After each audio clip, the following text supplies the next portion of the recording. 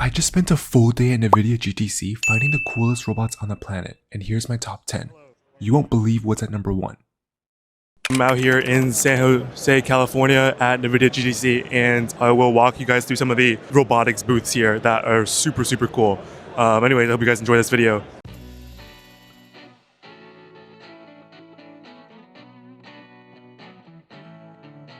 Kicking things off, I went to the Franca robotics booth where they had this live teleoperation demo. What I'm using here is called a leader arm. Basically, there are servos and encoders in the smaller arm that track the angle of each joint and project that onto the much larger follower arm. This is literally what I've been building with my recent open source project Inhabit on the Unitree G1. So seeing it demoed at GTC was honestly really validating. Although their teleop setup is like $4,000 and mine is like 30 bucks.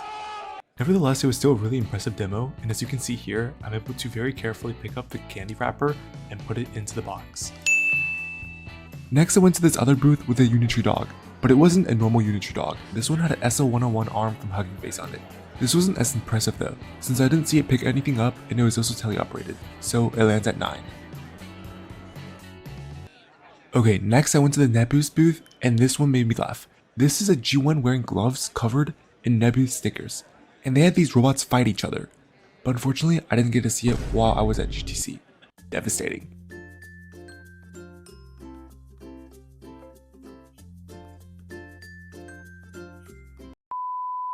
Okay, next up, these robots are actually getting really crazy. The next one is from Foxconn, and we can see it picking and placing these heat sinks from a shelf onto the table and back onto the shelf, fully autonomously. And this company makes your iPhones, and it's pushing its AI industrial humanoids to automate their own factory floors. So it's a pretty crazy industry for them to start getting into.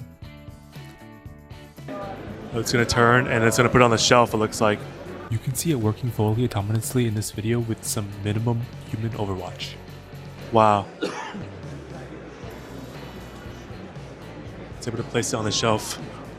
Then I went to look at Work R, a cobot doing pick and place off a conveyor belt with a suction gripper.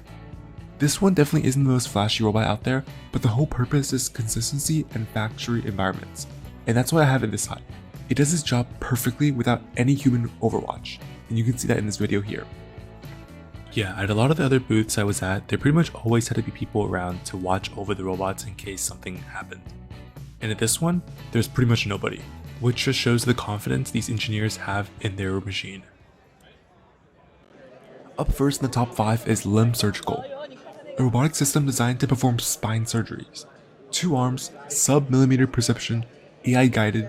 So if anything goes wrong, this can literally cost a life. So I still think there's 5 to 10 years before we see much robots deployed in the surgical field, and I'm not super bullish on it. Let me know what you guys think in the comments below. This next teleop system at number 4 is downright unbelievable. Universal Robotics has this setup with almost perfect force feedback on the arm. Force feedback is where if the follower arm you're controlling runs into something like a table, the leader arm servos kicks on and you physically can't move it down any further, giving you realistic feedback. The only drawback I found with this was that it still used a trigger system for the gripper, so there was no force feedback there, but the arm portion was genuinely pretty crazy.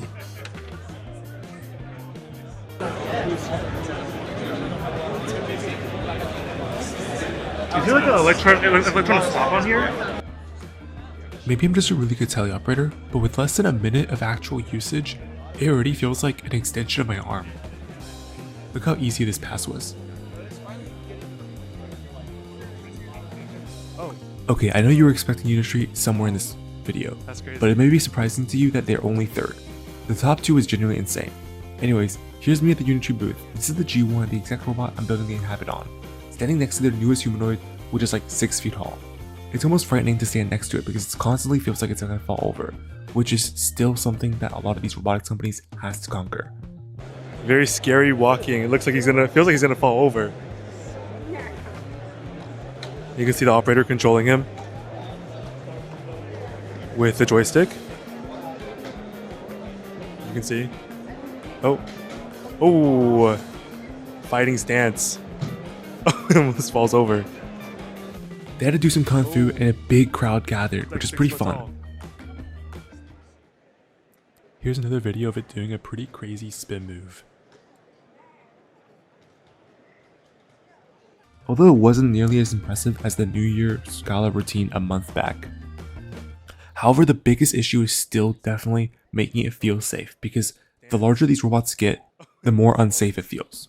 Just imagine if you or some kid was standing behind it when it almost fell like this, or at least it looked like it was gonna fall. Just how scary is that? On to our top two. What you're seeing here is a $100,000 robot hand that mimics all my hand's movements in real time.